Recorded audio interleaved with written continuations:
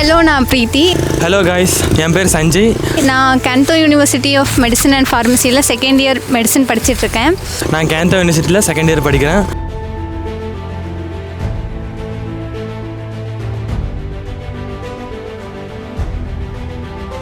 இது எங்கள் கேம்பஸ். இன்றைக்கி எங்களுக்கு க்ளீனிங் டியூட்டி. நாங்கள் வீக்லி ஒன்ஸ் இந்த மாதிரி க்ளீனிங் டியூட்டி பண்ணுவோம். இதுக்கு எங்களுக்கு 5 ட்ரைனிங்ஸ் கோர்ஸ் கொடுப்பாங்க. இது கிராஜுவேஷன் டைமில் நமக்கு ரொம்ப ஹெல்ப்ஃபுல்லாக இருக்கும்.